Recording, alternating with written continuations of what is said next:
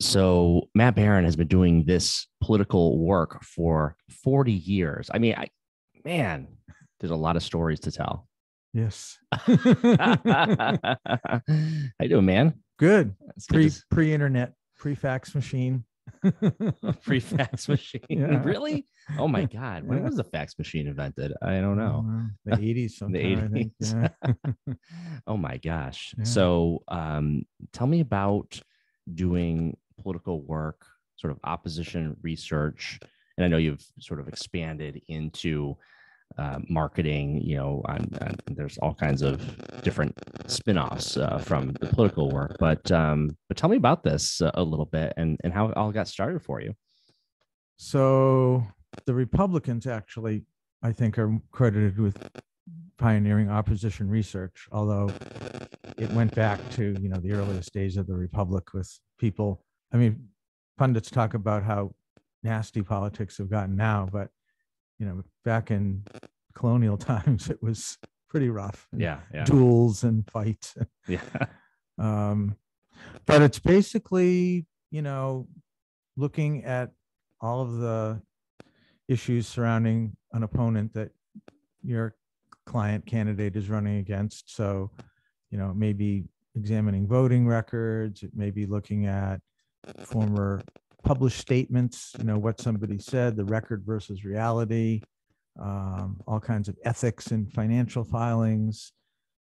And I also did a lot of self-research where you look at your candidate through the eyes of their opponent. Yeah. And you try to look at potential vulnerabilities. I would have to say that that's probably one of the most uncomfortable things to do for a candidate because no one wants to do that, but it's absolutely a necessity. And you're the guy that has to have that tough conversation to say, hey, you had this misdemeanor back in the 90s or, Right. Or what have you, or this happened or that happened. And, people want to gloss over that, but your opponent is going to know that stuff. Yeah. I mean, a great story. Or may know that stuff anyway. Was from back in 2006. I had a guy running for Congress in Wisconsin who was a nationally known allergist up in the Green Bay area. In fact, he was the allergist for the Green Bay Packers. And healthcare reform was his big, priority. And I looked at his statement of financial interest, and he had all these pharmaceutical stocks. Mm. And I said, we got to deal with this because the first thing the Republicans are going to do is come after you as a hypocrite for, you want to reform healthcare, but you're profiting from all these big pharma. And he said, no, it's nothing to worry about. Everybody's doing it, And then the first ad that was run against him was this ad they did called Dr. Millionaire, which exactly hit on that. Well, he wound up winning. And he tells the story that he went to this Christmas party in December of 2006 that at the White House for all the freshmen newly elected members. And he went into the White House bathroom. And in the next stall was Karl Rove, who was Bush's advisor, who had overseen these ads. And he said, hey, it's Doc Kagan here, Dr. Millionaire. You didn't get me. I survived. Yeah, but people think, I have no skeletons. I have nothing to worry about, Yeah. And well, yeah, because I think in a personal way, in order to survive in life and thrive in life, you personally have to move on from that. You have to be able to separate and make peace with whatever happened. But in politics, it doesn't work that way. So, but there's a way to make peace with it in politics, though, and that's the thing. And so there's an old theory, and it's a good theory, and it's why there's getting ahead of the story. Right. And so part of understanding what your past is being also able to face it. So then there's that strategy that comes along that says, okay, well, I know this happened. I know my opponent's probably going to know about it and probably going to bring it up. So how do I counteract that? Yeah. And I've had candidates that have been really stubborn about that. And I've counseled them, listen, voters can be very forgiving, but you've got to take the first step to be honest and say, I have these mistakes or transgressions, and I was younger and I was irresponsible, but I've grown and I've learned, and, be upfront with it. But yeah, there's a natural tendency to want to hide it and bury it. And that's when it's like a splinter in your finger. If you don't take it out and disinfect it, it's only going to get worse. Yeah. And it's okay, because I do think that the voters recognize they would prefer you to be honest. Yeah. They really would. I think, I think a lot of that the candidate has is his or her own ego that's getting in the way, because when you come out with something, when you really and you show that you have rectified the issue, or have, sort of humility, I guess is the best thought on this. Once you show that, voters have a ton of empathy for that, and actually respect for that. Yeah, I mean, two examples from presidential politics jump out. One is from 1988, when Mike Dukakis, former governor here, ran, and his wife Kitty stood up and said, "I've had a problem with diet pills, and it's been an issue, and I've struggled, but I've come to grips with it." And it was like taking a big hat pin, and she just popped the balloon, and the story went away. Nobody ever talked about it again, and it was neutralized. Yeah. And then 2016, Hillary Clinton, in her emails, she had a famous press conference at the UN and was asked, and she doubled down, and no, I have nothing to hide or apologize for. And it just became an issue that never went away. Trump exploited it at every opportunity, and in hindsight, it cost her dearly. Yeah, it really is. And that talk about ego. Talk about ego, and that gets in the way. So, and I think that to some extent, that's the thing about this public realm of being someone running for office. You don't get to play by the rules that you get to play with in the private sector. I mean, people can get away with a lot of stuff in the private sector. They can even be a president of a bank, and things get swept under the rug, or they can, these different kinds of things. But when you're truly in the public realm, you just and therefore you need to have transparency, actually. And I'm a big proponent of transparency. I think you are as well in a lot of ways. So that's actually a conversation that's taking place in the Commonwealth of Massachusetts. I have always found it remarkable that you cannot do anything in a municipality without minutes being taken, without the meeting being posted properly, all these very strict rules that come along with it. Open meeting laws. And by the way, in the city of Pittsfield, Massachusetts, there are very few, if any, public meetings that aren't televised, because of the great work of our friends at Pittsfield Community Television. But that's not the way it is in the State House. No, in fact, which I've always found bizarre. We have a very poor record on transparency and accountability on Beacon Hill, according to some recent rankings by groups like the Center for Public Integrity, which gives us a D-, and the Open States Project, which puts us down with Nebraska and Alabama and Kentucky, and the very bottom rankings of openness. And it's gotten worse. And I worked in Beacon Hill in the mid to late 80s and early 90s when there was more small d democracy, because in 1984, there was an uprising against a very autocratic speaker. And there was a whole bunch of new legislators that were swept in as rules reformers. And they said, we want a speaker and a majority leader that want to run things more openly. And that was George Kavarian and Charlie Flaherty. And for maybe until 1996, it was that way. There were committee chairmen were allowed to run their committees with autonomy. There was collegiality. Yeah. But it began to change when Tom Finneran became speaker. He started bringing in things like consolidated amendments with the budget.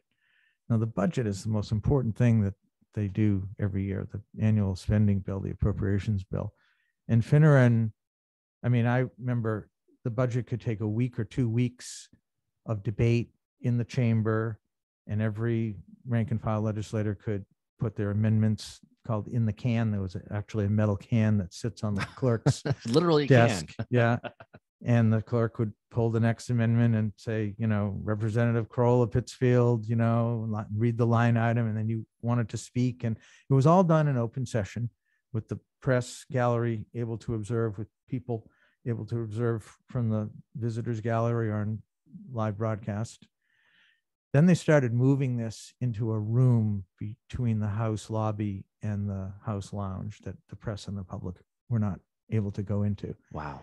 And it was like this medieval bazaar where the chairman of the Ways and Means Committee and his staff would meet with rank and file. They would say, anybody interested in higher education amendments, go into room 348 and, we'll take it up in there. And so the rank and file would say, I need a new roof for Berkshire Community College. And all of this horse trading and haggling would take place inside this room. And then they would come back into the chamber and they would say take a vote on the consolidated amendments for all of the higher education accounts. So no one got to see how the sausage was being made, because before that was happening. So if they were like, hey, I want that roof for BCC, they had to say that in open session there in front of the press and in front and by the way, if you're the rep from Pittsfield, you want that roof and you are proud to be fighting for that roof. What I'm saying? Like, and so that's a good thing. But then all of a sudden, when you put that behind closed doors, that shadow, literally, when you talk about behind closed doors, that's what they do now. That's what they do, and they defend it as an efficiency, that it's quicker and it moves the process along. And the budget is not something that needs to be, speeded up. And so it forces the press to like peel back the layers of the onion and go through this arduous, complicated process to actually find out what was in there that was included in these secret negotiations in room 3048 after the thing is voted upon and engrossed and sent to the Senate. Yeah. And the Senate does it kind of as well. The Democrats will go into a large caucus room where the press and the public aren't allowed to go. Now, in places like Vermont or Colorado, caucuses are open. You can walk in and take a seat and listen to the debate. But here, and so there's been a recent uprising of, just citizens against this. And I think this move toward behind closed doors is, for example, the ARPA dollars. When you look at that, and I don't know how other communities did that, but the city of Pittsfield got over $40 million in federal funding through the post-COVID ARPA program. And there was a committee set up that the mayor appointed. I don't think it was even approved by the city council. And those meetings took place in private. And Mayor Tyre actually said that it shouldn't be something that people can see because, quote unquote, it's sacred. Could you imagine $40+ million of taxpayer money being doled out to a community without any understanding as to why that has happened? No minutes, no TV, no nothing. And suddenly they just roll out the money. No one knows why or how. So there's a bit of a trend here. Now, those dollars must have had some sort of special dispensation where it didn't have to go through a process in that way. Ultimately, the council, I hope, has to have some say when it comes down to where the money goes. But like, there's a trend there. And I think people don't like that. Yeah. And Beacon Hill is exempt, like you said, from the open meeting law. The legislature has exempted itself from being audited of how they spend their. It's nice when you make your own rules. Money. Yeah. You get to make the laws and say, no, you can't audit this. And so in 2020, in about 18 state rep districts, and again this year, and I think maybe 35, 36 districts, there's going to be a non-binding question, that basically a sense of the people question that says, should the representative from this district be instructed to support, House rules reforms? And I know there's one in the 3rd Berkshire district that is in Pittsfield, represented by Trish Farley-Bouvier. And in 2020, these passed like 80 to 90% yes. Now, in such a divided, polarized country, when 80 to 90% of the folks say yes, it's unequivocal what they want. And yet what happened last year was when they took up the rules for the session that ends July 31st, they voted down a rules reform to see how reps voted in committee. And those are important votes and votes that constituents have a right to know. So I would expect that as the legislative elections in Berkshire County play out this year, that this transparency is going to be a dominant issue. I know up in the first Berkshire district in North County, Rep. John Barrett is being challenged by a young woman named Paula Kingsbury Evans, and she is making this a centerpiece of her campaign, as well as in South County, Smitty Pignatelli has a Green Rainbow Party challenger who's running on a pro-transparency pledge. The thing is, the reps and senators, but more specifically the reps, they kind of have to toe the line, because if they don't vote the way leadership wants, there's severe retribution. Mm-hmm. And, and even if they, in a campaign, are saying, wait, hold on, I'm for transparency too, then the House Speaker is going to be like, excuse me, what was that? I read the newspaper in the Berkshires, and I see what you're saying. So they're kind of in a tough spot, right? They're in a very tough spot because the legislature has just become extremely dictatorial, with especially in the House, but even in the Senate. The Senate is more liberal. They represent larger districts. There's fewer of them. They're more collegial. But the House is really bad. And if you don't toe the line, then there's severe punishments. I mean, you won't get a committee that you desire that's a good fit for your district. You won't get maybe a second aide that you need. You'll get an office in the sub basement with no heat and piles of mouse turds.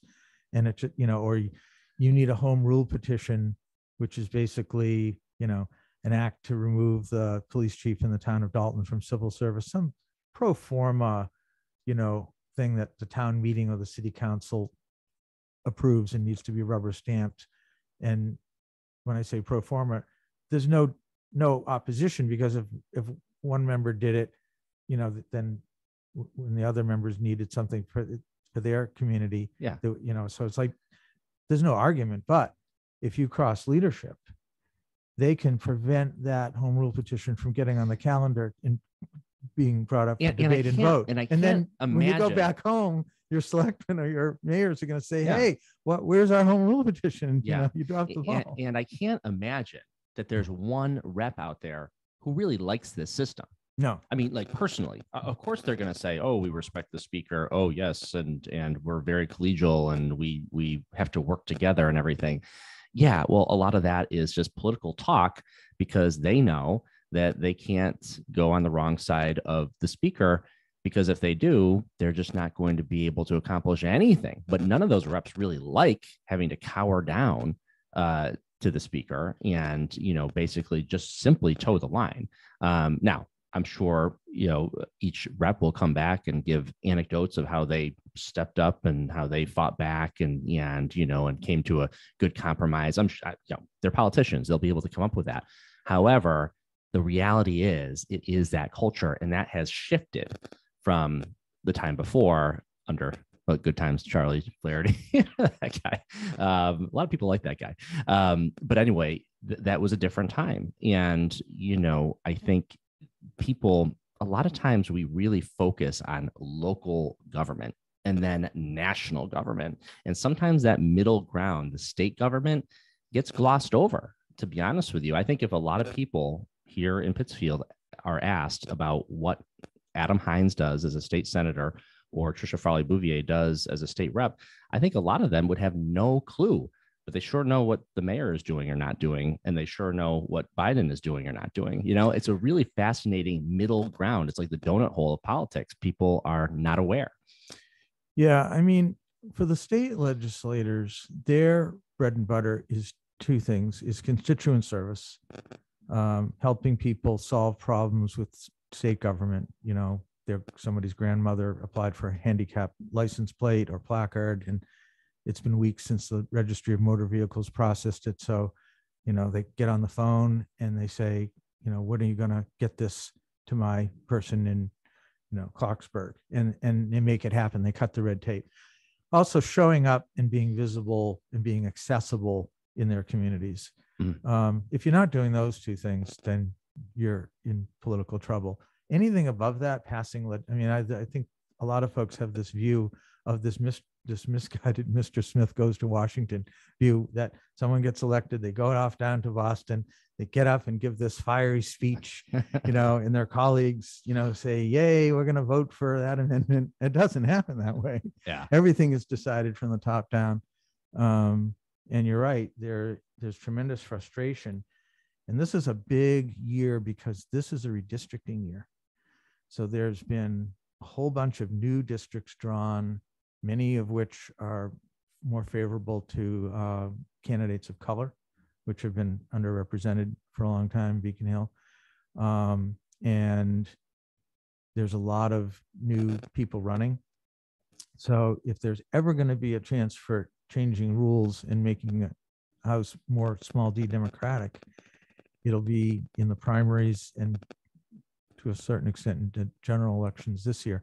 Now, interestingly, the Republicans are for rules reform because they're in the minority. So, they're just looking for any change. They're looking for any opportunity to try to level the playing field in the power dynamic. But yeah, so that's something to keep an eye on. It is really interesting. I don't think people taking the big, wider approach to look back.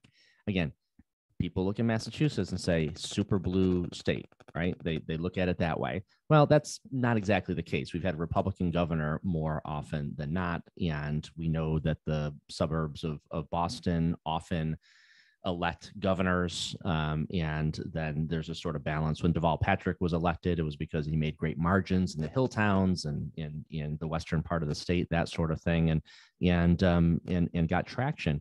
But it's not as blue as people think it is, at least if you have a moderate Republican on the ticket.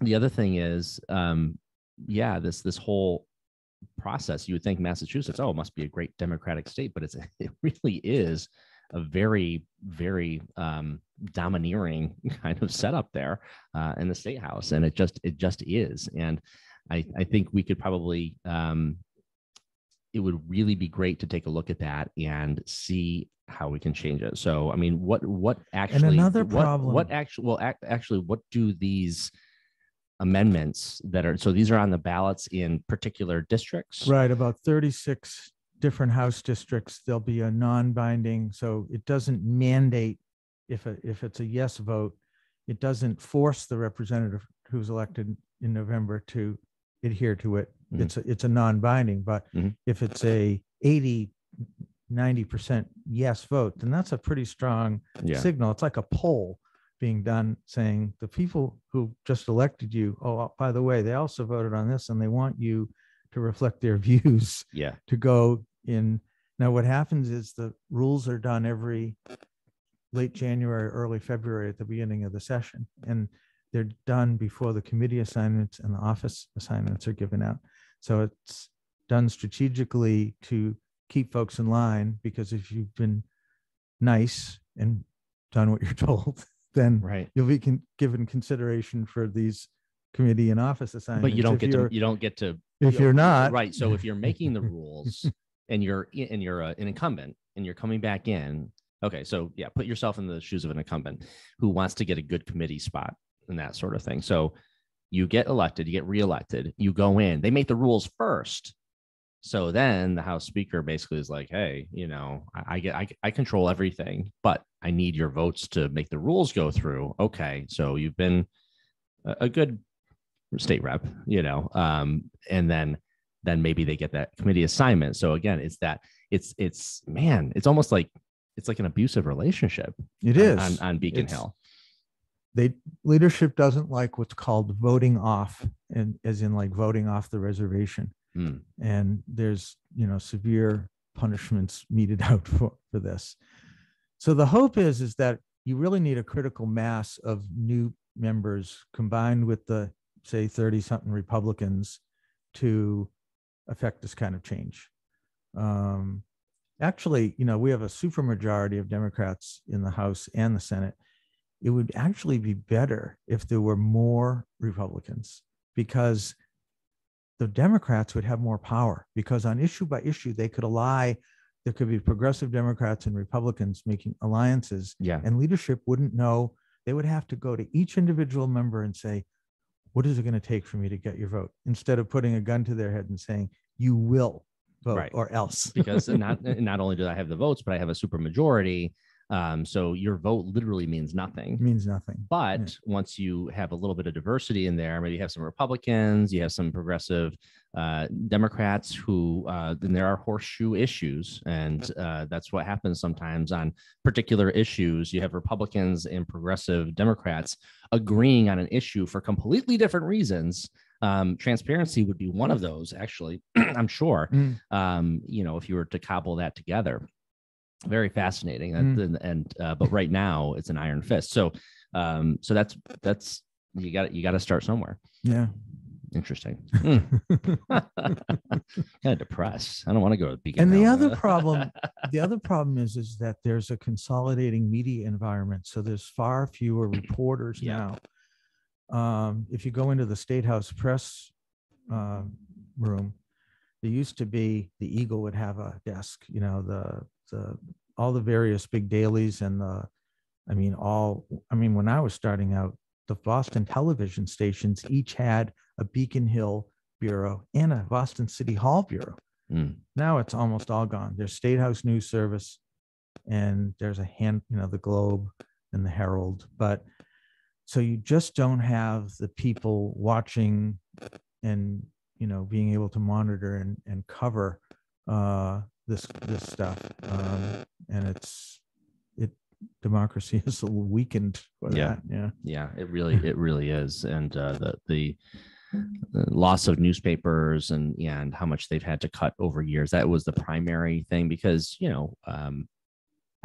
that's the primary media outlet that would be the one to really delve into these things the way they ought to. And it has just been complete erosion. It's bad at the national level. At the national level, how do you? And that's the thing. And I can't imagine that that there aren't many people who are joyous about that. The people in power, because the media and journalism, that whole thing. It's supposed to be the check and balance, and the fewer people that you have.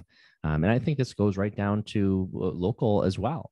It used to be that every single subcommittee in the city of Pittsfield, there'd always be a reporter or two or three at every single, not only council meeting, but those are more eyes, those are more questions, those are more, ideas that are coming to pass. And then the other thing is, when there are concerns and people bring them up to reporters, well, that's more opportunity and time to look into issues that are really important. There's a lot of stuff getting swept under the rug right now because of fewer reporters. It really helps incumbents, because big papers like I'll give you an example, the Louisville Courier-Journal, the largest paper in the Commonwealth of Kentucky. In, I think, 2015, they closed their Washington, D.C. bureau. That's the most important place for them to have staff, because they need to be watching the Kentucky congressional delegation. What are they doing in their committees? What are they doing on the floor?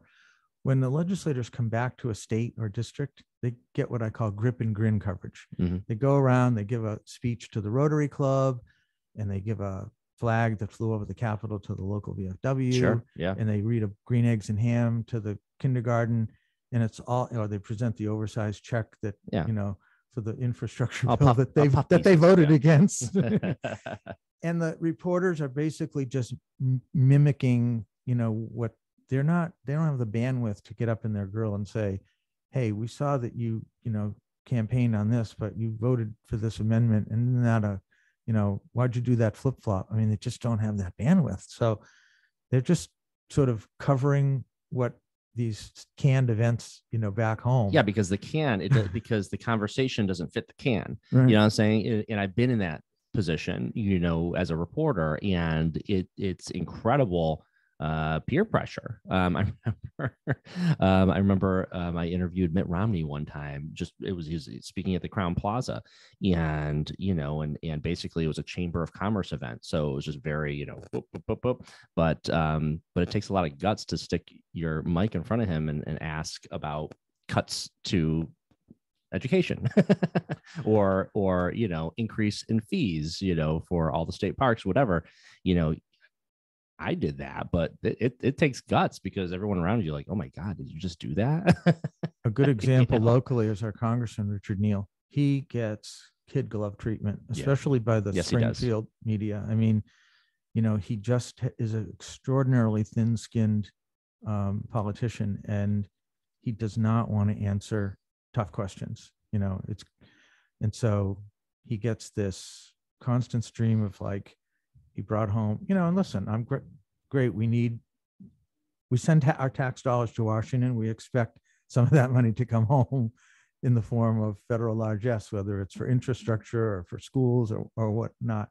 And it's the members of Congress' job to bring home that bacon. But, when the coverage is all this positive spin of like bringing home the bacon, and it's nothing about where is he raising his money, what corporations are maxing out to this. I mean, the other day he had this tweet about the infant formula crisis, and I looked up, and Abbott Labs, which is the company and factory in Michigan that closed down, which is a source of a lot of this problem, and that's because I think we just have too few manufacturers making this. It's a market concentration sort of monopoly thing.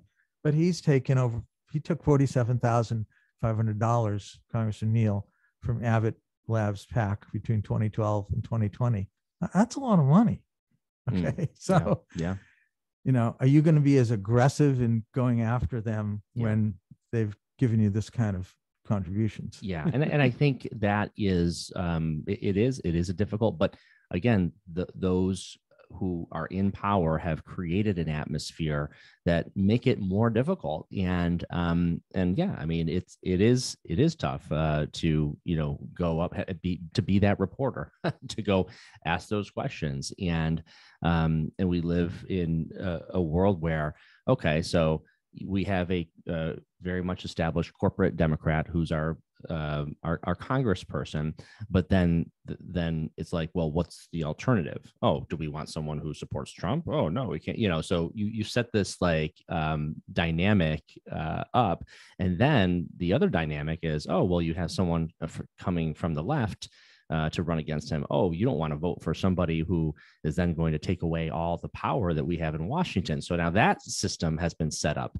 in order to support, the incumbents in that way. So, and then again, when you have changes at the Supreme Court that opened up the floodgates for super PACs and basically unlimited ability for corporations to flood campaigns and flood politics with corporate dollars, the Pandora's box was long opened. Yeah, I mean, sadly, I think until we get really substantial campaign finance reform, and I'm skeptical that it's going to happen in my lifetime, because it's going to take a groundswell of citizens to really put tremendous pressure on elected officials to reverse, like Citizens United and some of these other rulings. We're just going to go along with sort of the best Congress that money can buy. Right. Yeah. That's exactly what it is. I mean, with all due respect to Congressman Neal, he takes the money and he gets a lot of money from, and I think the way that he carries himself does reflect that. Does he bring home some bacon? Sure. But are his policies helping working class people in Western Mass the way that it could? Coming from Capitol Hill in Washington, could he be doing better? Yeah. I mean, Congressman McGovern, who's going to begin representing me in January, he swore off corporate PAC money. Yeah. I mean, he did earlier in his career, but he realized now it's kind of got a corrosive effect, and I gotta make a change. And other members of Congress have done that too, and I salute them. They have to raise more from individuals. They maybe have to raise more from what are called ideological, PACs that aren't corporate, but are like more connected to the environment or pro-choice, labor, et cetera. Yeah. And so that's the difficult thing, because you're sitting in a situation where I'm in a competitive market. I have to continue to raise money so I can get reelected next time, especially if they put up some, corporate person against me who has unlimited funds. So I have to be careful about that. But then it's all about, okay, well, where is my bread buttered? Because when you get money, there's a quid pro quo. I don't care what anybody says. I mean, people can say, well, that doesn't mean I act in their interest. They just like what I do, that sort of thing. Well, nobody gives money to a candidate without having some expectation of something in return. It just doesn't happen. Billy Tozan was a congressman from the Cajun country of Southwest Louisiana, and he sat on the powerful Energy and Commerce Committee. And one of the famous quotes in American politics is, he once said, "I can't be bought, but I can be rented."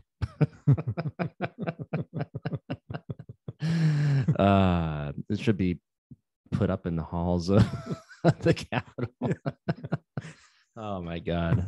It really is something. I mean, the old joke that Congress people should be like NASCAR drivers and have all their sponsors on their suits. Actually, it sounds ludicrous, but actually it is so true. It is so true. And but that's where we are. That's where we are right now. So so for you, in what you do, it actually in some ways gives, because there's these political PACs out there. So how does that work? Because it seems as though more entities are now, obviously, in my opinion, it's been for the worse, but you still have to be in the game. So if you're having these political PACs and that sort of thing, who are now in the political world, who didn't necessarily used to be able to be in, now it's like a bigger industry now. And so these messages are going back and forth, and if it's a certain issue, different entities are taking stands on them. But that means there's more of a market for political consultants out there. Yeah, I do a lot of what's called independent expenditure, and that's also a byproduct of this Citizens United. So a super PAC has to register with the Federal Election Commission. They have to disclose all their donors. It's not like a 501c4 where only the top 3 donors are disclosed and the rest is dark money. But they can do an independent expenditure on behalf of a candidate or against a candidate, and they have to say that on their filings. So like one of my clients is Indivisible Action, which is a progressive group that started in 2017, right after Trump got elected, and has a lot of chapters around the country. And I do a lot of messaging around rural issues. I call them the meat and potato issues, but they're issues that are really of concern to rural voters, which are a very key demographic, a demographic that Democrats have been losing over the past several election cycles. And Trump really, ran up the score in 2016 and then increased that in 2020. And you've seen in the Virginia governor's race last year, like rural counties supporting the Republican to, 80-85%. I mean, this is a demographic that is slowly shrinking in the country, mostly white, although not all. I mean, I've done a lot of ads aimed at African-American voters in like rural South Georgia. But for Democrats, it's all about cutting the margins and not suffering these lopsided losses in these blowouts. Because those add up, right? Yeah. I mean, when you come to like statewide elections. Right. When you come to governor, U.S. Senate, or a state in a presidential race for its electoral college votes, if you're not, I mean, every state has rural counties, rural voters. And, you have folks like Chuck Schumer, the Senate Majority Leader, who said, well, for every vote we lose in the rural part of Pennsylvania, we'll get 2 in Pittsburgh or 2 in Philly. Well, no, not necessarily. There are limits to this. And I think one of the most exciting things of this past week for me was the Lieutenant Governor of Pennsylvania, John Fetterman's win, because this guy went out to all 48 rural counties of Pennsylvania, and he showed up and he engaged and he competed and he put resources in there and he won, Yeah.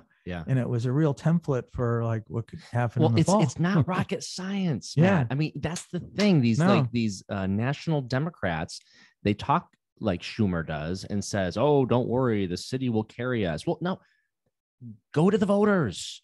Go to the voters. Go to the rural voters. Go to the lower middle class people who feel like they don't have a voice and they all voted for Trump in 2016, and understand what their issues are. Yeah. I'm so sick and tired of the division, because we put rural against city and ethnicities against each other, but we have a lot more in common. And I think to some extent, a lot of people in the political world, they love the divide because that feeds them, in a lot of ways. But if you really want to do good stuff, then you actually have to go to those rural communities and see what they're doing and see what their issues are and actually try to represent them. And then you'll get their votes. And the other thing is that it's really cost effective to do some of this messaging. So I do a lot of rural radio and ads in like weekly newspapers. Now, radio, I mean, rural America lacks a lot of access to public transportation. People have to drive, and often long distances, especially out in the plains and places like Montana. And so you can target people demographically and geographically on the radio. I mean, 60-second ads can cost as little as what it costs for a Subway footlong and a Coke. And with newspapers, again, weekly newspapers are religiously read because they're not competing with the large daily paper in the cities. They're covering things like who won what at the 4-H fair. When is the Mothers Club meeting? Here's a picture of the local kid who just completed his basic training at Lackland Air Force Base. And people say, oh, that's the Pease boy. He went to school with our son. And so there's this sort of very community granular kind of coverage that, grandma reads it and uncle reads it, and it's passed around. And if you buy an ad, which is pretty reasonable, sure, it's going to really cut through. And, I mean, there's little tricks like in Missouri, you want to put your ad on the obituary page because that's the first thing that people open to, to read who died this week. Or in Kentucky, you want to put it on the page where the police report, because people want to see who was busted for, whatever offenses that week. But it's something that I think a lot of the folks in Washington, they just don't understand. They want to do more television. I mean, when I was coming up, there was no TiVo. You had to sit in front of the TV and watch all the ads. So it was more effective. You can just skip over all the ads. Yeah. So, I mean, even the term TiVo is outdated. I love that. Matt's like, hey, before the TiVo, but it's so funny. It really is this mentality. And I think you kind of get into it's really kind of like this, just in Washington, in the political industry, it is like this outdated corporate philosophy that doesn't understand the value of connecting. And, they think they can just put an ad out and cover the 54 counties of Idaho or something.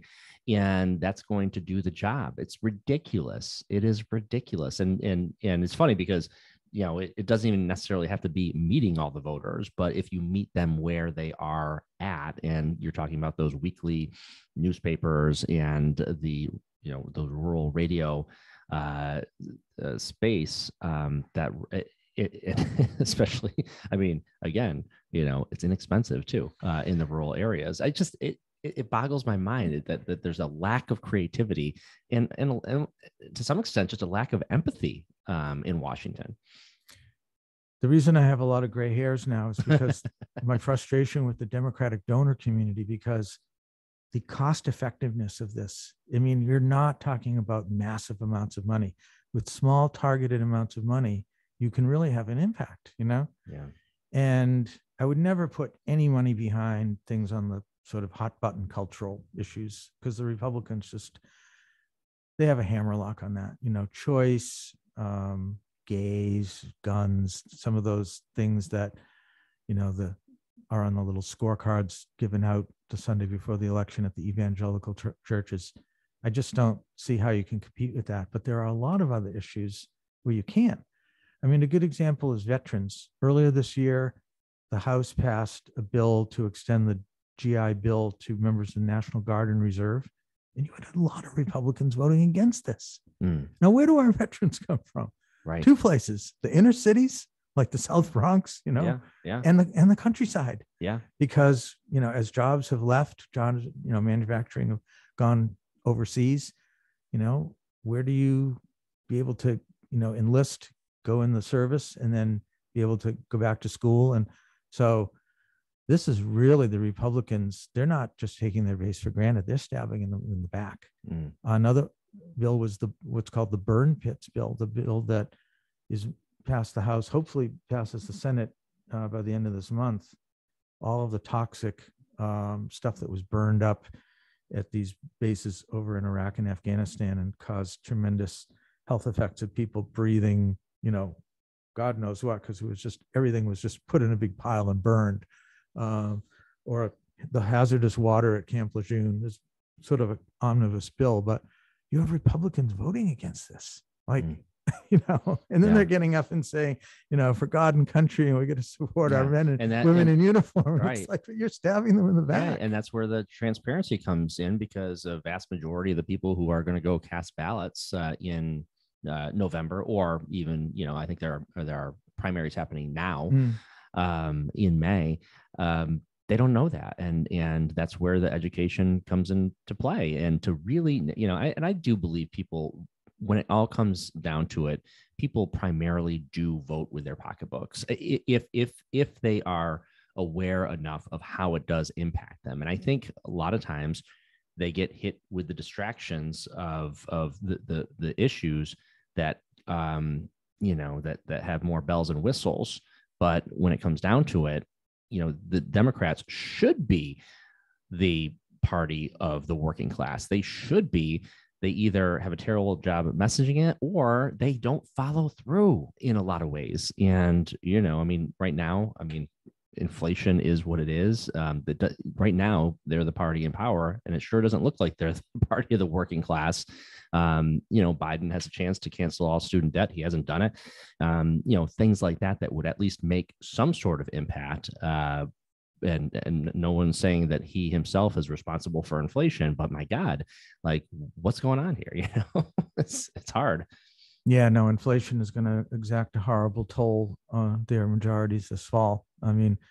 You could ask Nixon, Ford, and Carter how they went through it. And there's very little that a president can do. Or even Bush #1. And the most popular president, I think, for favorability after Iraq, and then the Gulf War, the Gulf War, and then he loses. Yeah. to Clinton because of a recession. Yeah. I'll give you another issue: rural postal service. Trump really crippled the postal service. And if you live in rural America, you don't live near a pharmacy, you don't have broadband, you damn well depend on the postal service to bring your medications and your magazines. And so Trump put in this postmaster general who started closing what are called the general mail facilities, or the processing centers. Well, it doesn't take too long before, first class mail, when we were growing up, you dropped a letter in the box and it went to its recipient in 2 or 3 days. Now it takes maybe a week. Yeah. And, this can be life or death if you've run out of your prescriptions. I mailed something to a friend in the eastern part of Massachusetts, priority mail, last week, and I tracked it, and it went from Chesterfield to Springfield. And I thought, okay, it's going to Boston. No, it went to Des Moines, Iowa.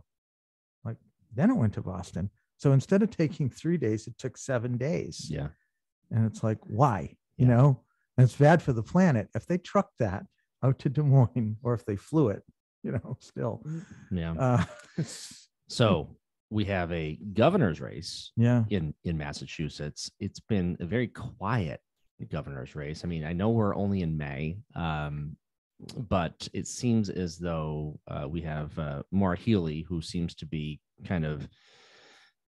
she was the favorite from the beginning. You don't hear a lot in the media about a race here. It seems as though that any opposition is kind of just being drowned out by the noise or lack of. It's just very quiet. What's going on in this governor's race? Is there even a race? Yeah, I've heard more of the lieutenant governor race than I have of the governor's race. Maura Healey is going to probably, what's going to be a very Republican year, is going to probably walk into the room 360 in the State House in January, based on a couple of things. One is the Republicans have gone hard right. Their state convention is in Springfield today, and they've thrown away the playbook of nominating a moderate candidate that is, fiscally responsible but socially liberal, in tune with the broad mainstream of this Commonwealth's electorate, and they've gone totally Trump. Right. So that is not a recipe for success. And because if they had selected a moderate, say even Karen Polito, but I think I don't know if Charlie Baker and Karen Polito were just basically they're just drained. I mean, I think COVID and the rest, but anyway, but it was a bit of a surprise to me that Karen Polito decided not to make that run. But it is a really great point, because if you did have another moderate Republican, people like Charlie Baker. There's people like him. I don't agree with everything that he's done, for sure. Although there were things that did happen under him that were pretty good, not necessarily his doing, but the change in education formula for Chapter 70 that happened. He was the governor. I don't really know what his role was in that, but that was a big deal, and I think something that a lot of gateway communities were waiting for a very long time and advocating for a very long time. But that's just one particular issue. But generally, people like him. So those three governors with the highest approval ratings in a Morning Consult poll earlier this month. Like them. Baker of Massachusetts, Governor Larry Hogan of Maryland, and Phil Scott of Vermont. Three moderate Republicans who are totally out of step with where the National Republican Party is going. And Charlie Baker did publicly oppose Trump on some issues. He didn't. He never said on the record that he voted against him on the ballot, but everybody knows that was probably what happened. So he was that rare breed, certainly in Washington, but that rare breed. Remember, there was a guy named Silvio Conti who represented Pittsfield and this district in Washington, and he was a Republican. And even at that time, he was kind of like not a Republican, but it was a gypsy moth Republican, the Northeast liberal Republican. Yeah, there you go. Like that's something that does not exist anymore. No, all the moderates in both parties have been clubbed to death like baby seals. I mean, there's maybe one or two here and there, but they're very much an endangered species. Yeah. But going back to Maura Healey, I mean, she has an opponent in the primary. We'll see in a couple of weeks at the Democratic convention in Worcester if Sonia Chang Diaz, her opponent, gets the 15% threshold to continue. But I'm disappointed that Diaz and Healey really haven't spent a lot of time in the western part of the state, and specifically like Berkshire County, Franklin County. I live in a rural community. Rural communities have our own set of issues and challenges. Yeah. And we're a very small state geographically. So it's not like Texas where you've got to drive 9 hours from Houston over to El Paso. And with that said, I'm pretty sure you met personally, maybe he was in your living room, Deval Patrick, when he was first running, and he was an unknown at the time. Not unknown, but but he was not expected to win. He was an unknown outsider. He was not within the political establishment. Right. It was the AG at the time, Reilly. He was running. Everybody was kind of lining up behind him, the political establishment. And here comes this guy from the south side of Chicago, running for office. And he was actually meeting with people in rural communities. And say whatever you want about Deval Patrick, he walked the walk. He came to Pittsfield. He went to Worthington. He went to Northampton and all those little towns, and he met with people and had real conversations. Yeah, he did. I mean, I remember, he went to Heath, Mass, a little Franklin County town on the Vermont border, and he packed the town hall in like an August hot off afternoon. I mean, just no one had ever seen anything like this before. It's funny because Frank Bellotti, who was former Attorney General, I supported him when he ran for governor in 1990. He did an interview a couple of years ago where he was asked, what it was like to campaign in the 60s when he was running for statewide. He was lieutenant governor. And he talked about, I used to come out to places like Windsor and sit down at the kitchen table with the Democratic chair, and it's like, it just blew me away because, but he thought it was really important to go to almost every community, large or small, and do the retail politicking before these conventions. Yeah. Maura Healey, is probably going to break this curse of the attorney general, which, in many states, being an attorney general is a ticket to statewide office, like U.S. Senator, governor. And here, it's been the kiss of death. And okay. So Reilly lost to Deval Patrick. Yeah. Martha Coakley, she lost. She lost both for governor to Baker and Senate for Scott Brown. Yep. The famous Ted Kennedy seat. That's the people's seat, said Scott Brown, and he won. Yeah. Scott Harshbarger was attorney general. He lost in 98 to Salucci. Jim Shannon lost to U.S. Senate seat. Who am I leaving? Robert Quinn lost to Dukakis for governor. So there's a lot of pressure on Maura Healey because, how do you screw this one up? With all due respect, it's just in a state that likes moderate Republicans, deal is not. And I know, and Healey, and I've been a bit critical of her because that's kind of what she leads with when she's campaigning. She says, look at who's supporting this guy. I'm like, what about what are you going to do? She's been light on policy. And where's your policy? What are you going to do? This is a state that, craves policy nuggets to chew on and digest. Right. She recently came out with a climate plan, but beyond that, it's been a lot of vagueness and just kind of feel good generalities. And I don't think she's going to have to up her game, after the convention. Yeah.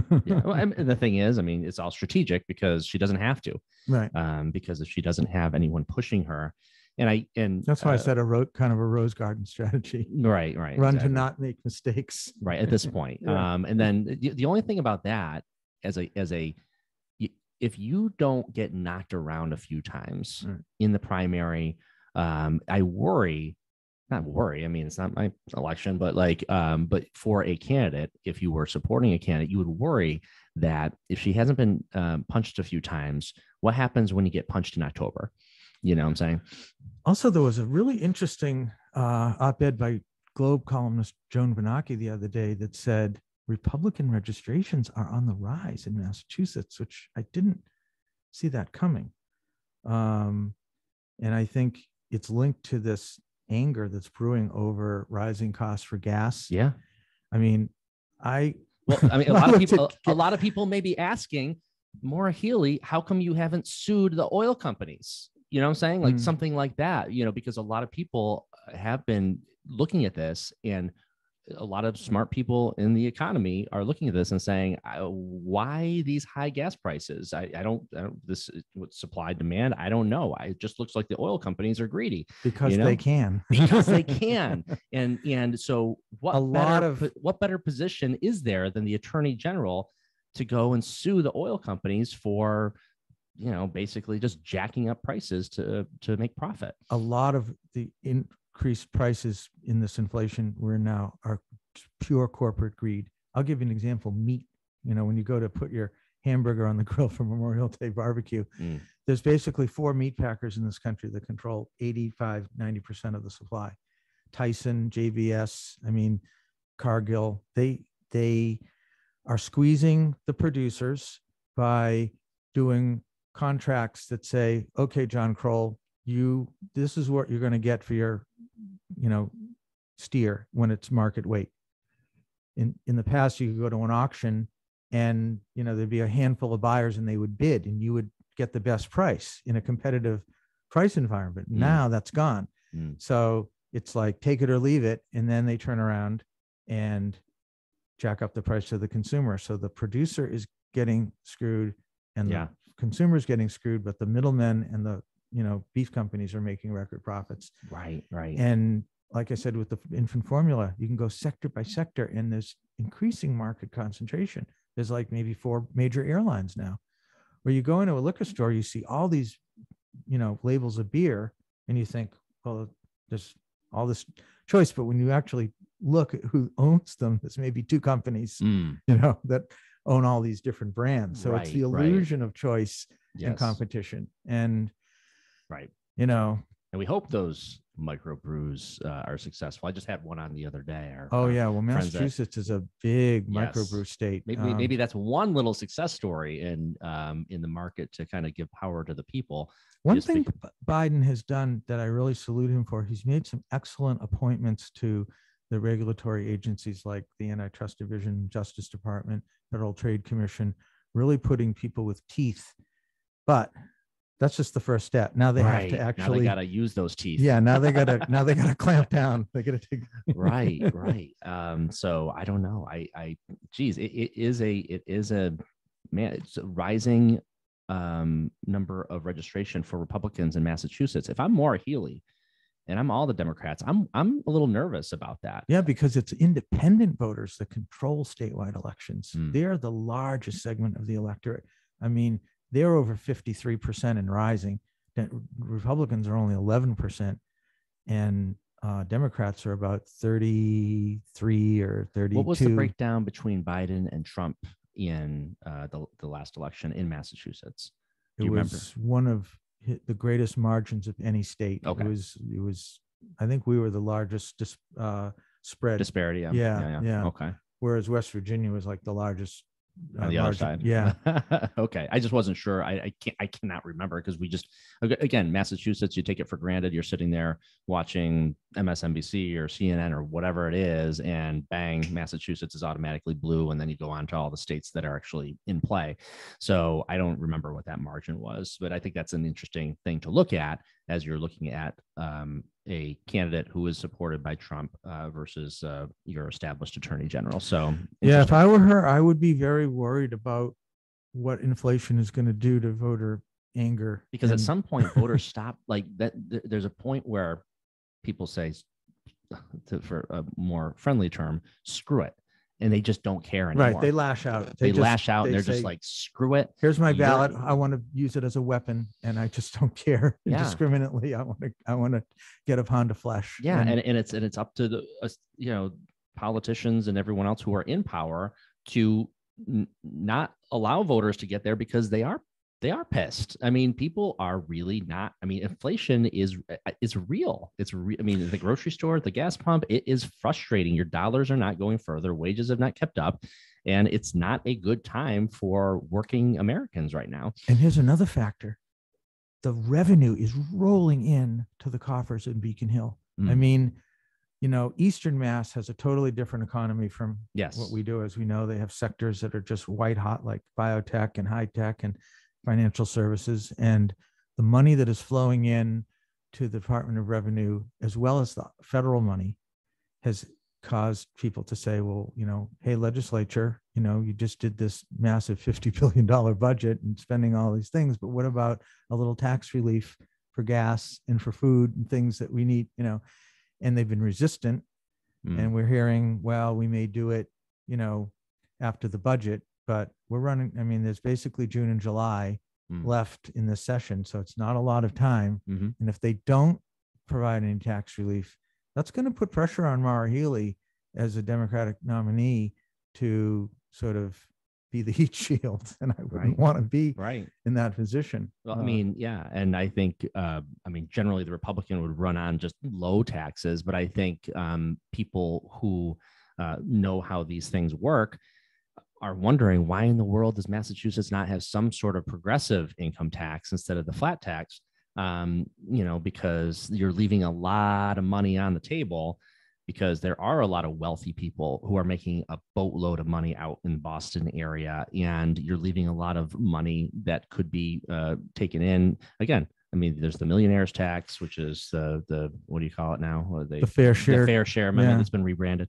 I mean, I think the millionaire's tax was actually a pretty decent term to use because, but anyway, But there's one thing about that that's kind of interesting. They wanted to go to fund education and transportation, but they've not written that specifically into the law. And to me, I think that's a big weakness electorally for the opponents, because they can turn around and say, if you didn't expressly write it in, then you're going to depend on the legislature to trust the legislature that they're going to allocate. That gives opponents something to work with. And you said about we have this reputation as a blue progressive state, but over the years we've voted down graduated income tax ballot questions many, many times. And so I would not say that it's by any means a done deal. Yeah. It's really fascinating that is the case, because a vast majority of people would benefit from the graduated income tax. They just would, because, and especially if you're hitting the threshold at $1 million and up, where it changes, which is the fair share. If you're going to go to the trouble to put something on the ballot, wouldn't you think you would want to lock down like every little, legal area to cover that base by saying, it has to go to these. Not we hope it will. Right. So now shall, not may. Right. So now if you are a politician who's feeling pressure to be against the fair share amendment, they have now been given an out where they can say, hey, I'm all for fair share. I think millionaires should be paying a little bit more. Absolutely. But I just can't support this one because it's not giving money distinctly to education, et cetera, et cetera. See, that's the game that you play. And so, you've been around long enough, you get a little cynical. So you're like, okay, who wrote this and why did they leave it that way? In 1980, we passed Proposition 2.5 after Proposition 13 set the table in California. I mean, liberal progressive Massachusetts put this draconian Prop 2.5 that said, now a town like Huntington that can't afford its public library has to go for an override, and it may not pass. And if it doesn't pass, they're going to close their library. Like, what is wrong with this picture? We have all this money floating around. And I think you look at it as a fair share, because you're seeing all this money going into the state coffers, and that's just with what we have on the books, which is the flat tax, and then other forms of revenue from businesses, I presume, and so forth. And actually from, there's also, it's sales tax, it's corporate tax, it's income taxes, it's lottery, all these things. Jet fuel at the airports, it's lodging and motel at, hotels and, Right. So you're raising all this money. You'd raise more with the fair share. And then that would allow us to put less pressure on things like property taxes, which are the most regressive form of taxation. The nice little old lady who's trying to live in her 2-bedroom ranch and can't afford it anymore because property taxes keep going up and she's on a fixed income. It's ridiculous. It's ridiculous how we have this set up. And you really have to re-examine that. But again, that's a piece of the pie, because you don't, as a legislator, you also are in a position where you don't want to slap their big donors with higher taxes. So there you are. There's the slippery slope you have. The antis are saying it'll cause an exodus of wealthy people to they'll go to New Hampshire, or Florida, or places with I mean, they've got to raise money too, Florida and New Hampshire. So New Hampshire has no income tax or sales tax. Right. And so, but they only raise from property taxes. That means and sin taxes. So are all those state liquor stores and the lottery. So I guess my question is for people who are going to move from Sudbury to Exeter. Okay, well, you're going to do that, then you're going to buy a house and you're going to pay through the nose on property taxes. So I don't really buy that. And if your child needs, is developmentally disabled and needs some care, then maybe don't get your hopes up too much. Yeah. Because after plowing the roads, kind of falls off in New Hampshire as far as what they, Yeah.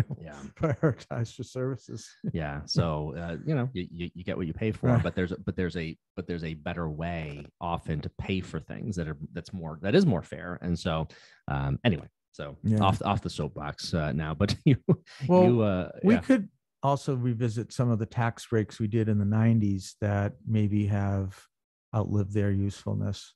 I mean, like Fidelity, which is a massive employer, the Fidelity mutual funds, there was a Fidelity tax that we gave them, and it was pegged to job creation. Well, that was a long time ago. I mean, we got to go back and, are you still creating good paying jobs with benefits? Because if you're not, maybe we should claw that back. Yeah. I think I think ultimately what you need to do is just a full audit. And I think that it has to be done every few years, I think, in every even community. I mean, because you just have to examine it. And if, especially those tax breaks, when you have the economy how it has been, and a lot of these financial firms have been doing extraordinarily well. And that's great. I'm glad they're doing extraordinarily well. We're pulling revenue from that.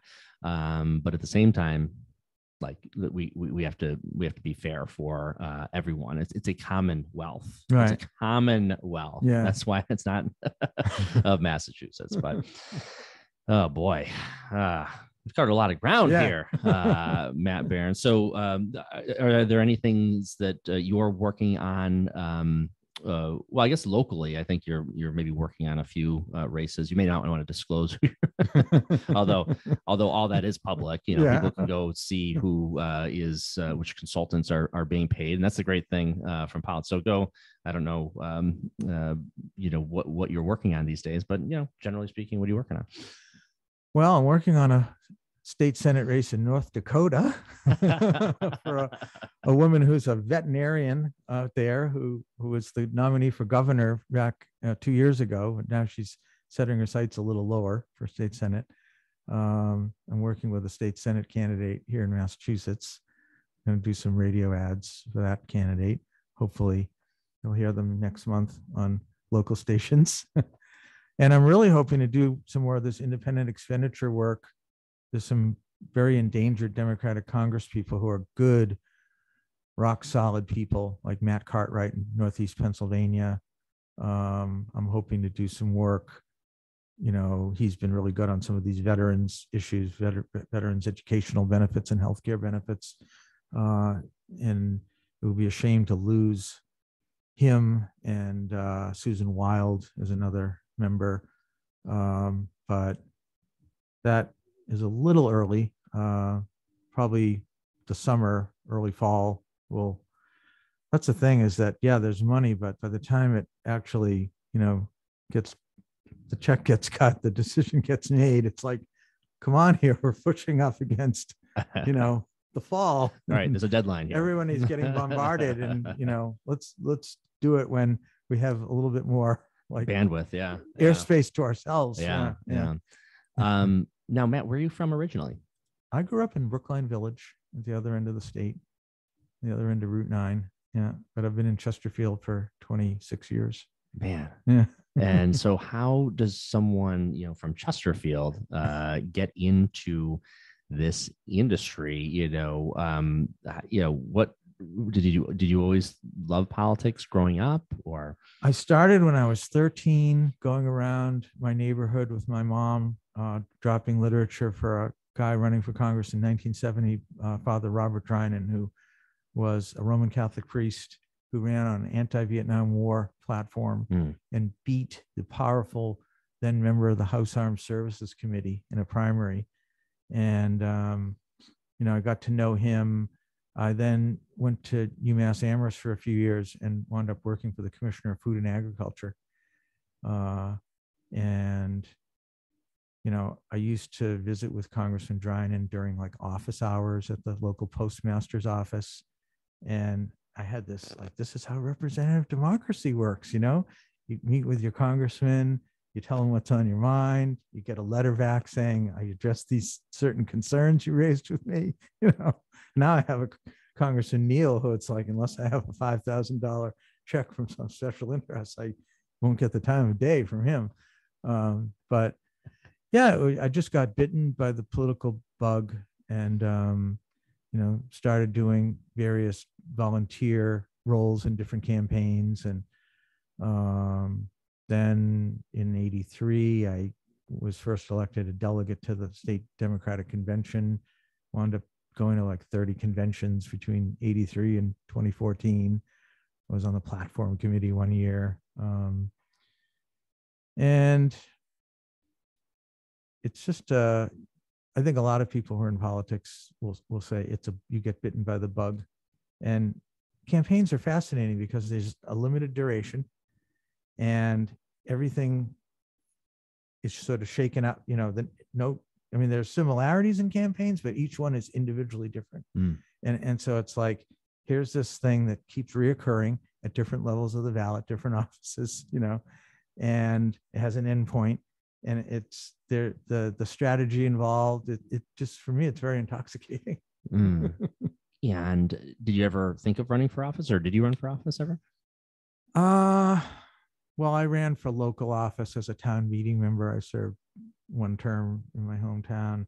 I ran for Democratic State Committee 3 times, twice against a guy out here, Peter Arlos, who was a big name. He was. Yes, he was. He had still is. He had the distinction of having the worst attendance record. He never went to any of the meetings. And I'm like, why are you on this body if you don't go to the meetings? It just makes no sense to me. Like, all he wanted to do was write pithy letters to the editor to the Berkshire Eagle. But coming from Chesterfield, it was hard to overcome his name recognition in places like North Adams and Pittsfield. So fell short. But Peter Arlos. Yeah, he was a character. Yeah. He wouldn't debate me.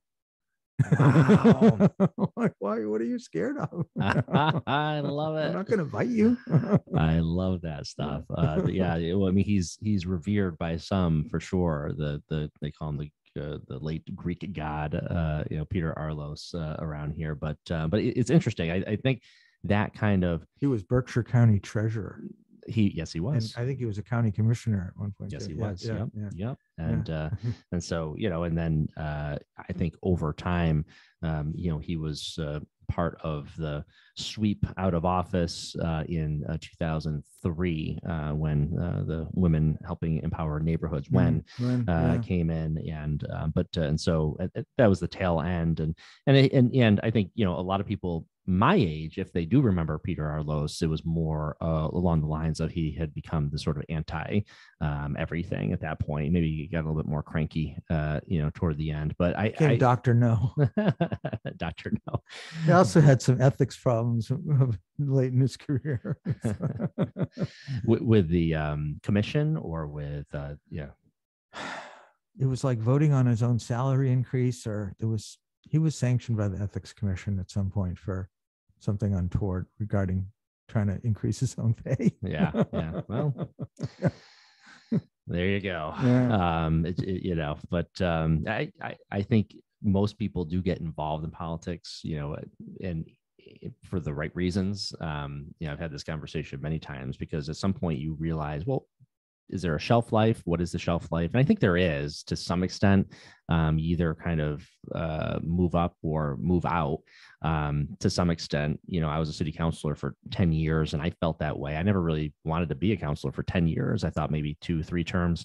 But again, you just keep rolling with it, and you think that you're able to accomplish more, and you do to some extent. But there definitely is a shelf life. I think term limits are a really great thing, and they really should be in existence in Congress. I totally disagree, because I think term limits only enhances the power of the unelected, which is lobbyists and staff. Good point. Because if you wipe out the institutional memory with an arbitrary limit, then the people that are there all the time, the lobbyists and the staff, especially in Congress, staff have tremendous power, just because they're delegated the responsibility for drafting bills and amendments, and the member, whether it's a House member or Senate member, they only have so much time. Their time is so scheduled down to the nanosecond. I mean, whether, meetings with people who come in from their state, they have committee hearings, they have fundraising, lots of hours of fundraising. Yeah. Well, that's the thing. But I mean, And if you say you have to leave at but X point, within the current context term, then I understand that perspective, but like maybe it shouldn't, the whole thing should be blown up and it shouldn't be that way. In other words, like, why are Congress people spending so much time on fundraising calls? Because they have to, yeah. right? I'm saying, like,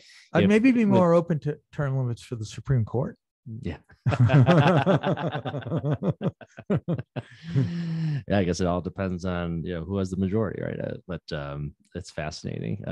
Politics, I will say that it was a lot more fun in years past. It's become really hard edged now. I mean, there's like a win at all costs mentality on both sides that has taken a lot of the joy out of it. Yeah. But I think, campaigns are fun. Campaigns are fun.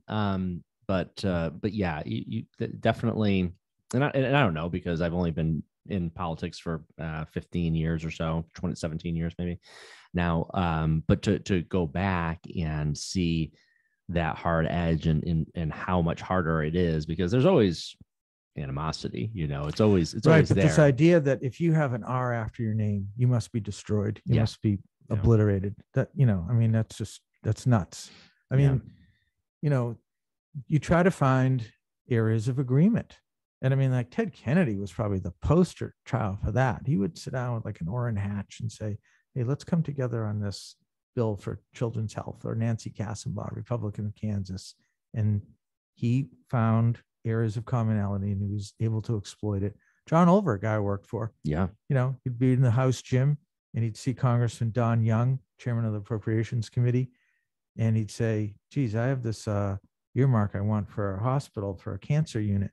And Young said, wow, that's great, because I just was diagnosed with this particular cancer, and so it's like, you never know unless you like extend that olive branch and engage. Yeah. If you take the attitude of like, I'm just going to like hack off your limbs, then. Yeah. And I'll tell you, speaking of guys who were true blue, John Oliver, John Oliver is the toughest interview you can ever, you can't nail him down, because his mind that's how he was. And great man, but man, he was true blue against the Iraq War. He was a true progressive, and he was super popular, and he was able to do that. And so I think in Western Massachusetts, we talk about who our rep was. John Oliver was not a corporate Democrat. He was not a corporate Democrat. And I think people may not understand the distinction. They say, well, John Oliver, he was around for a long time. He built up a little bit of clout in Washington. He was a good representative. We always saw him in the communities. A lot of people may think, well, Richard Neal is here. Okay, he's got super power in Washington also, House Ways and Means. That's great. But those are two very different reps. Extremely different. You actually, I don't know if you could find two more different reps. Like night and day on many things. Oliver was much more like pro-labor, pro-working class. You saw it in things like most favored nation status for China, which, as we look at China today, just getting stronger and kicking our butt, economically. Neal was one of these guys that said, oh, no, we have to let China into the WTO. We have to do this because, it's engagement and they'll reform and they'll be, you drive around Western Mass and see the closed factories that most favored nations that Clinton put. I mean, they would vote it every year to renew it. And then finally Clinton said, let's just make it permanent. And it had drastic economic consequences in our part of the state, where we don't have some of the economic sectors like they do in Eastern Mass. We were much more dependent on manufacturing. And so Oliver fought against that. And Neal was like, yeah, I want to rubber stamp it. Yeah.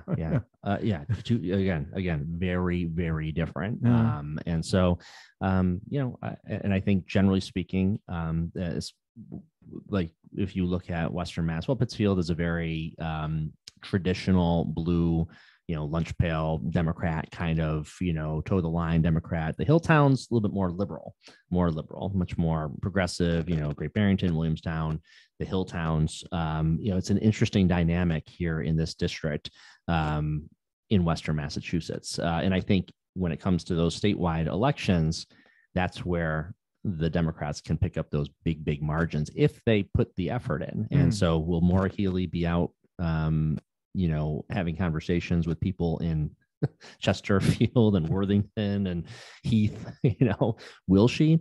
Because that makes a difference. Yeah. Martha Coakley didn't. It cost her.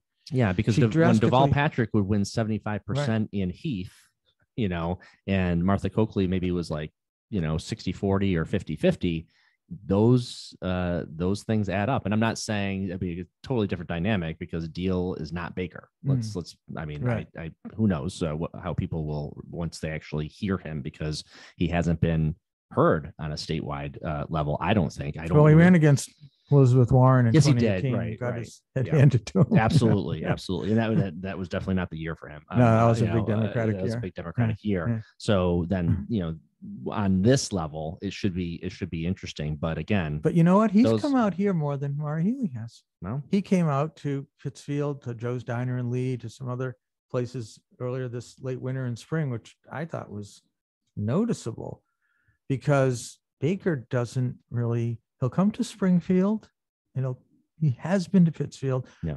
The lieutenant governor has been more. She's gone to every state. Community compact and all that. Sure. But Baker does not come to like rural parts of Berkshire, Franklin, and Hampshire counties. And I don't think it's a coincidence that they're some of the bluest electoral turf and they don't vote for him. So we'll see, obviously, as this thing goes along. And again, we're still in the spring, but we shall see. So what do we miss, Matt? What do we, man. I know you're working on some green community work as well, because, you do your work. I'll give you a plug for a post op. So I have a show of rural post offices. Wow. That I know some people who would really love that. Started photographing these in 1965 when I was about 8-9 years old. Someone gave me a 35 millimeter camera. And in high school, my dad built me a darkroom, which was, now everything's digital, but, spending a winter night looking at that image coming up through the developer fluid, is magical. And I just was captivated by these really funky post offices that were like in people's homes, like one in Savoy or in general stores or in old mills. And I think in New England, we just have so many of these places that are that way. That, I think it would have been hard to build a collection like this in Utah or something, because a lot of post offices are ugly. They're cookie cutter. They're just like a brick box. And I get it that, based on the size of a community, the Postal Service says you have to have so many bays in the back for the trucks and you have to have so many windows for the people to come in. But sure, when you get into the rural towns, you get much more variety with where they can be and what they look like. And so I just started doing these mostly black and white. And I was able to get a really cool museum in Weston, Mass, just outside of Boston, called the Spellman Museum of Stamps and Postal History, to have an exhibit that goes till July 31st.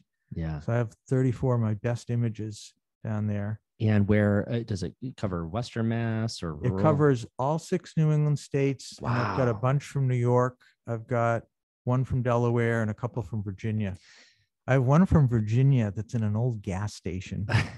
Talk about, and it makes perfect sense, because where the office was, they converted to like where the stamps and the little PO boxes, and then the bay where the cars were fixed is where the postal truck is parked. Yeah. Like in Tasley, Virginia. Yeah. And I love it. And again, I mean, they also are indicative of communities, because if you look at, for instance, Lenox, they also have a post office in Lenoxdale. Even in Newton, which has all their villages, each one of those, no Nantum. Right. Yeah. One of the ones I did in 2012 in the show is in Mill River, which is one of the villages in New Marlborough. And if you look closely, there's a little sign that says reserved parking only Red Sox fans only. It has a little Red Sox logo. Yeah. But yeah, so I was thrilled to be able to, well, first I had to digitize all the photos because they were all negatives. Mm. And then I did that in 2019, and then the pandemic came. The museum shut down, but then I went back to them and they said, yeah, well, we're still interested. So it's a really cool museum. They have stamps that were in Franklin Delano Roosevelt's collection. He used to take his stamp collection on ocean liners going over to meet with like Stalin and Churchill at Yalta and these places. That's and cool. All kinds of. It's a great place for kids. They have this kids room where the kids go in and they just have buckets of stamps that the kids can play with, and they have all these different puzzles and games. So this is in Weston. In Weston, the town of Weston, right? The home of Charlie Baker, right? No, he lives in Swampscott. Oh, Swamp. Okay. It's right on it's on the grounds of Regis College, and it's named for Cardinal Spellman, former Catholic Archbishop of Boston, who was also a big stamp collector. Yeah. And the guy who runs it is a guy named Joe Mullen, who ran for lieutenant governor in Massachusetts back in '94. Didn't make it, but he's a gift of gab kind of guy. He loves showing people around this little museum. Love it. Yeah. Well, we'll have to send everybody out there to go to the exhibit. Matt Barron, hey man, we covered some ground here today. Yeah, man. I love it. I love it. And no baloney, because people, there's enough talk in politics that kind of put a shine on things or what have you. I mean, I love just getting down to the brass tacks on things, and there are things that work, and there's some things that are not working. A lot of things that are not working for the average American and resident of Massachusetts in the system of how it is, and everything from the powerful House Speaker model on Beacon Hill to the just massive amount of corporate dollars in politics nationally. It is what it is, and but you have to start somewhere and just keep rolling with it. And so transparency. Hey, let's start with some transparency. Sounds good. Hey, thanks for having me. A great pleasure, Matt. Good stuff.